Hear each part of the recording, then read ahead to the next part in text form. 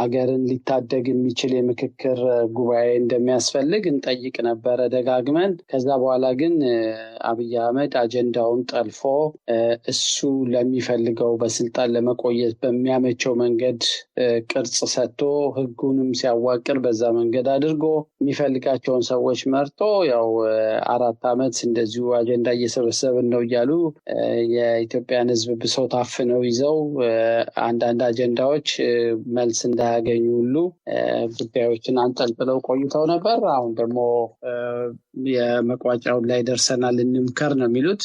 የትላንትናው የኦፕኒንግ ሴሪሞኒው ለኔ የሰጠኝ ትርጉም የአብይ ስልጣን ይሄ በተጭበረበረ ምርጫ ስልጣን ያገኘበት የሲመተ በዓል ነው እንጂ የሚመስለው የምክክር መድረክ አይመስልም። በ90% በላይ የሚሆኑ የብልጽግና አባላት ከየክልሉ ከወረዳ እስከ ክልል ድረስ ያሉ ሹማምንቶች እንዲገኙ ተደርጎ እዛ ላይ ዋናው ኮሚሽነር ሳይቀር አብይ ወደ አዳራሽ ሲገባ እንዴት ይሽቆጠቆጡ እንደነበረ እጁን ይዘው ግራ ቀኝ ሰው እጁን ሁሉ የሚስሙ ሰዎች ነበሩ ልክ እንደ ፈጣሪ። ጠንከር ያለ የፖለቲካ ጥያቄ የሚያነሱ ሰዎች ገሚሶቹ ታስረዋል፣ ገሚሶቹ ከሀገር ተሰደዋል፣ የተገደሉ አሉ። የአገር ቤቱም ውስጥ በሰላማዊ ትግል የሚታገሉ በርካታዎቹ እውነተኛ የሚባሉት የፖለቲካ ፓርቲዎች ተለጣፊዎቹ እንደ ኢዜማ አይነት ተለጣፊ፣ እንደ የአማራው የፖለቲካ ድርጅት አብን አይነት ተለጣፊ ድርጅቶች ካልሆኑ በስተቀር አብዛኛዎቹ ይሄ ፕሮሰስ ጤናማ አይደለም፣ ትክክለኛ አይደለም፣ ኢትዮጵያን የሚመጥን አይደለም፣ የብልጽግናን ፍላጎት ማሟያ ነው ብለው በጊዜ ነው ከዚህ ፕሮሰስ ራሳቸውን ቦይኮት አድርገው የወጡት። ስለዚህ ፕሮሰስ እንዲሁ የሀገር ሀብት ይፈስበታል። አሁን ሰዎቹ ለ4 ሳምንት እንደዚህ ሆቴል ውስጥ አስጠኝተው አንዳንዶቹን ትኬት ሁሉ ከሀገር ውስጥም የሰበሰቧቸውን በአውሮፕላን አምጥተው አበል እየከፈሉ በቀየቀኑ ሆቴል አስተኝተው ከውጭም የሰበሰቧቸውን ከአውሮፓና ከአሜሪካ እንደዚሁ በገንዘብ መድበው ብዙ ብር ፍላይት ተሸፍኖ ሆቴል ተሸፍኖ ቀለብ ተሸፍኖ ነው እና ይሄ ሁሉ በደሃ ሀገር በደሃ ህዝብ ኪሳራ። ይሄ እኔም ካለሁበት ቤልጅየም እንደዚሁ በጣም የአገዛዝ ስርዓቱ ደጋፊ የሆኑ ሰዎች ተመርጠው ከየሀገሩ ከአውሮፓ የተለያዩ ሀገሮችም ከምንም እንደዚህ ተወስደዋል። ይሄ ምንም ብልጽግና አገር ቤት ያሉ ካድሬዎቹን የጉራንጉሩ ሰብስቦ እንዳመጣ ሁሉ ከተለያየው ዓለም ደግሞ በዲያስፖራው ስም የሰበሰባቸው የብልጽግና አድናቂዎች፣ ደጋፊዎች፣ አባላት በየኤምባሲው በኩል ነው ተመልምለው የተላኩት። ስለዚህ በዛው ውሃ ቢወቅጡትም ቦጭ ነው። ምንም ዲያስፖራንም አንደኛ ሊወክሉ አይችሉም፣ ሁለተኛ ሄደውም የተለየ ተአምር የተለየ ሀሳብ ሊያመጡ አይችሉም። ያንኑ እና አብይ የሚፈልጉትን ሀሳብ ነው የሚናገሩት። እሱ ሳይሆን የበለጠ የሚያመው ስንት ህዝብ በረሃብ በጥማት በመድኃኒት እጦት በየካምፑ በየሜዳው ቤቱ ቄው ፈርሶበት በሚሰቃይበት ሀገር አገሪቷ ውጭ ያሉ ሰዎችን ደጋፊዎቻቸውንም በኢትዮጵያ ህዝብ ኪሳራ ሰብስበው እንደው እንዲሁ ቧልት ለውይይት ተቀምጠናል ማለታቸው እሱ ኪሳራው ሁለት ነው። አንደኛው ዲያስፖራውን የማይወክሉ ሰዎች ናቸው ዲያስፖራ ወክለናል ብለው የሚሄዱት። ሁለተኛ እና አሁን እውነተኛ ውይይት አያመጡም። ሁለተኛው ግን ይሄ ሁሉ ጤና ይስጥልን የተከበራችሁ የህብር ሬዲዮ ቤተሰቦችና አድማጮች፣ በወቅታዊ ጉዳይ እንድንወያይ ከሰብአዊ መብት ተሟጋቹ አቶ ያሬድ ኃይለማርያም ጋር እየተወያየን እንቆያለን። ኢትዮጵያ እየመከረች ነው የተባለበትን ቀልድ ተከትሎ የይስሙላ ሀገራዊ ምክክር ኮሚሽን የተባለው ባለፉት 4 ዓመታት ከተሰጠው ጊዜም በላይ በችኮላ ተቋቁሞ 8 አጀንዳዎችን አዘጋጅቻለሁ ብሎ ትላንት በይፋ እንግዲህ ይሄ ምክክር ያለውን ጉባኤ ጀምሯል። ይህንን አስታኮ እንግዲህ በተደጋጋሚ እንዲህ አይነት ቀልድ እንደማያዋጣና ሁሉን አቀፍ የሆነ የጋራ መግባባት የሚፈጥር ጦርነት እንዲቆም የፖለቲካ እስረኞች እንዲፈቱ ደጋግመው ሲወተውቱ ከነበሩ መካከል የሰብአዊ መብት ተሟጋቹ ያሬድ ኃይለማርያም አንዱ ነው። የቀድሞው የኢትዮጵያ ሰብአዊ መብት ተሟጋቾች ስብስብ ዋና ዳይሬክተር ከነበረው ያሬድ ጋር እየተወያየን እንቆያለን። የፕሮግራሙ አዘጋጅ ሀብታሙ አሰፋ ነኝ። ጤና ይስጥልኝ ያሬድ፣ እንደምንሰነበት እንኳን በድጋሚ ተገናኘን። ጤና ይስጥልኝ ሀብታሙ፣ እንደምን አለ?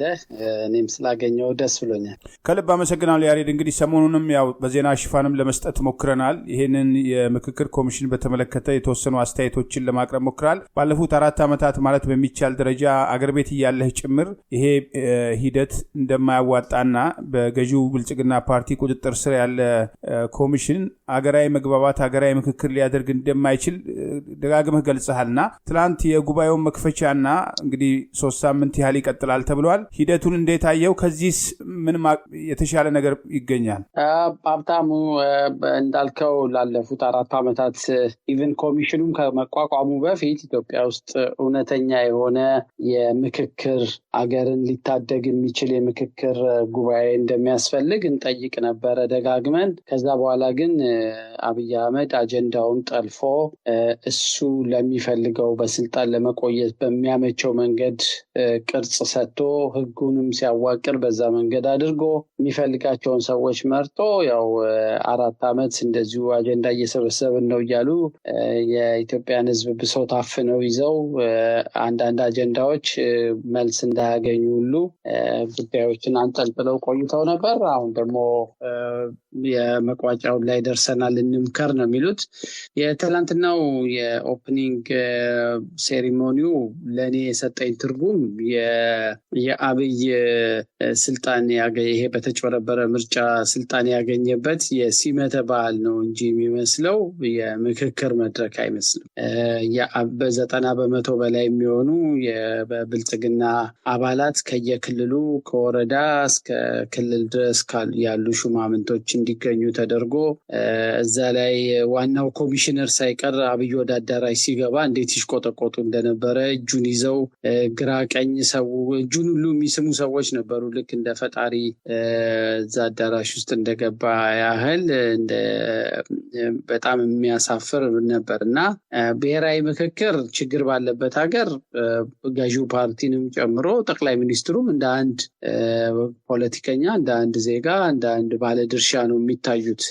ከዛ ውጭ ሁሉም እሳቸውን ጨምሮ እውነተኛ ድርድር ሲሆን እኩል ቦታ ተሰጥቷቸው ፊት ለፊት እየተያዩ ውይይት የሚደረግበት ምክክር የሚደረግበት ነው። ይሄ ግን አብይ ባስቀመጠው ድግስ አብይ ባዘጋጀው አጀንዳ አብይ ባዘጋጀው ፕላትፎርም ላይ የብልጽግናን ገኖ መውጣትና ብልጽግና ፈቃጅ አጀንዳ ተቀባይ የአጀንዳዎቹን ባህሪ ሁሉ እዛ ላይ ጠቅላይ ሚኒስትሩ ይላል እነዚህ ነው የምናነሳው፣ እነዚህ ነው የምንወያየው፣ ህገ መንግስት ነው የምንቀይረው ምናምን ብሎ ሁሉ ነገር ጨርሶታል እሱ እና ከዚህ በፊትም ደጋግሞ ምን እንደሚደረግና እንደማይደረግ እሱ ኦልሬዲ ስክሪፕቱን ጽፎ ጨርሷል እና አብይ የጻፈውን ስክሪፕት ስራ ላይ የመዋል ነው እና የተቀላቀለ የምክክር ጉባኤ መክፈቻ ለማድረግ ሞክረዋል። ግን የሚመስለው የአብይ ልክ የዛሬ 5 ዓመት ምርጫ አሸንፍ ያለው ብሎ ያደረገውን አይነት የሲመተ በዓል ድግስ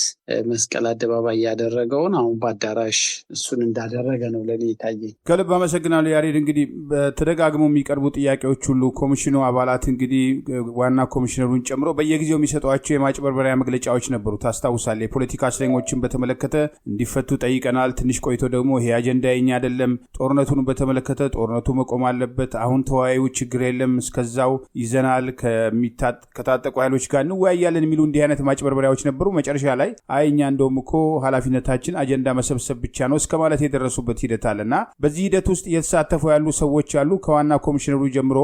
አጠቃላይ ገዢው ፓርቲ ደግሞ ያው የራሱን ጉዳይ ለማስፈጸም እየተንቀሳቀሰ ነው። ከዚህ ሀገራዊ ምክክር በኋላ ሰላምና መረጋጋት ይመጣል? ሊመጣም አይችልም። እንደውም ጠቅላይ ሚኒስትሩ የእነ ኦሉሴጉን ኦባሳንጆንም ጋብዘው ስለ ቢያፍራ ሪኮንሲሌሽን የናይጄሪያውን እርቅ ሁሉ አንስተው ነበር እና የሚወስዱት ምሳሌ ራሱ ያልተሳካ መጥፎ ምሳሌ ነው እና አንደኛ እርቅና ምክክር በተለይ የሚካሄደው ሰላም ባለበት የተረጋጋ የፖለቲካ አውድ ባለበት በግጭት ውስጥ ወሳኝ የሚባሉ ለምክክሩ ለውጥ መሬት ላይ ለውጥ ሊያመጣ የሚችል ውሳኔ መወሰን የሚችሉ አካላትን ነው ሰብስበህ የምታወያየው። አሁን ብልጽግና ከራሱ ከብልጽግናና ከጥቂት ወዳጆቻቸው ጋር ነው የሚወያዩት። እውነተኛ የሆነ ጠንከር ያለ የፖለቲካ ጥያቄ የሚያነሱ ሰዎች ገሚሶቹ ታስረዋል፣ ገሚሶቹ ከሀገር ተሰደዋል፣ የተገደሉ አሉ። አገር ቤቱም ውስጥ በሰላማዊ ትግል የሚታገሉ በርካታዎቹ እውነተኛ የሚባሉት የፖለቲካ ፓርቲዎች ተለጣፊዎቹ እንደ ኢዜማ አይነት ተለጣፊ፣ እንደ የአማራው የፖለቲካ ድርጅት አብን አይነት ተለጣፊ ድርጅቶች ካልሆኑ በስተቀር አብዛኛዎቹ ይሄ ፕሮሰስ ጤናማ አይደለም፣ ትክክለኛ አይደለም፣ ኢትዮጵያን የሚመጥን አይደለም፣ የብልጽግናን ፍላጎት ማሟያ ነው ብለው በጊዜ ነው ከዚህ ፕሮሰስ ራሳቸውን ቦይኮት አድርገው የወጡት። ስለዚህ ይህ ፕሮሰስ እንዲሁ የሀገር ሀብት ይፈስበታል። አሁን ሰዎቹን ለ4 ሳምንት እንደዚህ ሆቴል ውስጥ አስጠኝተው አንዳንዶቹን ትኬት ሁሉ ከሀገር ውስጥም የሰበሰቧቸውን በአውሮፕላን አምጥተው አበል እየከፈሉ በቀየቀኑ ሆቴል አስተኝተው ከውጭም የሰበሰቧቸውን ከአውሮፓና ከአሜሪካ እንደዚሁ በገንዘብ መድበው ብዙ ብር ፍላይት ተሸፍኖ ሆቴል ተሸፍኖ ቀለብ ተሸፍኖ ነው እና ይሄ ሁሉ በደሃ ሀገር በደሃ ሕዝብ ኪሳራ የሚደረግ የፖለቲካ ዱለታ ነው እና ኢትዮጵያ አሁን ካለችበት ግጭት አንጻር ይሄ ሂደት ምንም የሚለውጠው ነገር የለም መሬት ላይ። ምናልባትም ችግሮች ተባብሰው ሁሉ ሊቀጥሉ ይችላሉ። ምክንያቱም ይሄ የአገዛዝ ስርዓቱ ለእውነተኛ እርቅ ለእውነተኛ መፍትሄ በጣም ሩቅ መሆኑን እና ፍላጎት እንደሌለው ጭምር ነው የሚያሳየው። ከልብ አመሰግናለሁ። ሌላው እንግዲህ በአገር ቤት ያለው አፈና ይታወቃል። ጦርነቱ እንዳለ ነው። ምርጫውም በራሱ የተጋለጠበት ሂደት አለ። ከውጭ ሀገራት ግን ወኪሎችን ማምጥተናል፣ አንዳንድ ደግሞ ዲያስፖራ ወኪሎች ነን፣ በጉባኤው እየተሳተፍን ነው ብለው ያለማፈር የተናገሩበት ሂደት አለ። እንግዲህ የለንደኑን ማንሳት ይችላል። በዋሽንግተን የነበሩ ጉባኤዎችን የኛ ያሏቸውን ሰዎች ውስጡን መርጠው ባመጡበት ሂደት ውስጥም ሾልከው የገቡ የተቃውሞ ድምጾች ነበሩ። ያ ሁሉ አልተደመጠም። ዋናው ጥያቄ እንግዲህ አገሪቱ ሰላምና መረጋጋት እንዲመጣ ከሆነ ጦርነት መቆም አለበት፣ የፖለቲካ እስረኞች መፈታት አለባቸው፣ ፍትህ መስፈን አለበት የሚለው ጥያቄ ወደ ጎን በማድረግ የዲያስፖራ ወኪሎች ነን የሚሉ ሰዎች እዚህ ሂደት ውስጥ እንዲሳተፉ የተደረገበት ሂደት አለና ይህን ሂደት እንዴት አየኸው? እነዚህ ሰዎች ዲያስፖራውን ይወክላሉ ወይ? አሁን በተጨባጭ ያለውን እውነታ መሰረት አድርገው።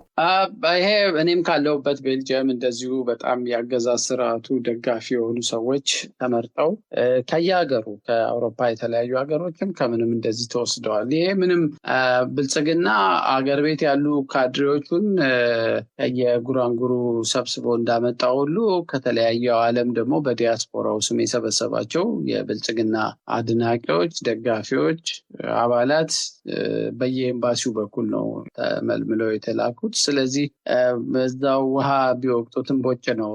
ምንም ዲያስፖራንም አንደኛ ሊወክሉ አይችሉም፣ ሁለተኛ ሄደውም የተለየ ተአምር የተለየ ሀሳብ ሊያመጡ አይችሉም። ያንኑ እና ብይ የሚፈልጉትን ሀሳብ ነው የሚናገሩት። እሱ ሳይሆን የበለጠ የሚያመው ስንት ህዝብ በረሃብ በጥማት በመድኃኒት እጦት በየካምፑ በየሜዳው ቤቱ ቄው ፈርሶበት በሚሰቃይበት ሀገር አገሪቷ ውጭ ያሉ ሰዎችን ደጋፊዎቻቸውንም በኢትዮጵያ ህዝብ ኪሳራ ሰብስበው እንዲሁ ቧልት ለውይይት ተቀምጠናል ማለታቸው እሱ ኪሳራው ሁለት ነው። አንደኛው ዲያስፖራውን የማይወክሉ ሰዎች ናቸው። ዲያስፖራ ወክለናል ብለው የሚሄዱት ሁለተኛ እና አሁን እውነተኛ ውይይት አያመጡም። ሁለተኛው ግን ይሄ ሁሉ የፖለቲካ ቁማር የሚሰራው በደሃ ሀገር ህዝብና በደሃ ሀገር ሀብት ነው እና እሱ ያሳዝናል።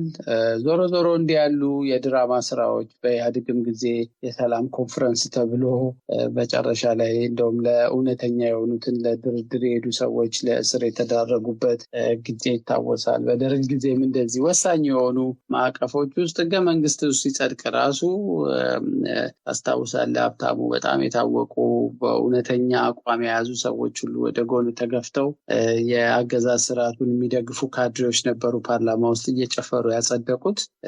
ከዛ በኋላ ሀገሪቷ ምን አይነት ችግር ውስጥ እንደገባች እንግዲህ ሁላችንም የምናውቀው ነው። ስለዚህ ከዚህ ሂደት ውስጥ ሌላ አዳዲስ መከራዎችን የሚያመጡ ችግሮች ይወለዱ ይሆናል እንጂ ኢትዮጵያ መፍትሄ አታገኝም። ግን የሚያሳዝነው በዲያስፖራው ስም የሄዱ ሰዎች እንግዲህ ወደፊት እነሱም ማንነታቸው እየተለየ ወጥቶ ህዝቡ ባገኘው አጋጣሚ ሁሉ የሚጠይቃቸው ታሪክም ትውልድም የሚፋረዳቸው ይመስላል። ከልብ አመሰግናለሁ። ሌላው እንግዲህ ዓለም አቀፉ ማህበረሰብ ያው አንተ ያልከው ግምት ይመስለኛል ኮሚሽኑ ይሄንኑ ያለውን ሀብት ሁሉ ከእርዳታ የሰበሰበውን ገንዘብ ሁሉ በዚህ በአበል በምን ስም ለብልጽግና ፓርቲ ካድሬዎችና ለነሱ ደጋፊዎች በትኖ እንዲበተን የመጨረሻ ስራ የተሰጠው ይመስላልና ከዚህ በኋላ ኮሚሽኑ ሊቀጥል የሚችልበት ሁኔታ አለ። እንግዲህ የመጨረሻው ድራማ ይሄ አይደለም ወይ? በቃ ኮሚሽኑ ማንዴቱንም ጨርሷል። እዛች በህጉ ላይ የተሰጠችው ማንዴት አጀንዳ መሰብሰብ ነው። አሁን አጀንዳ ሰብስቤ ህዝቡንም አማክሬ አወያይቼ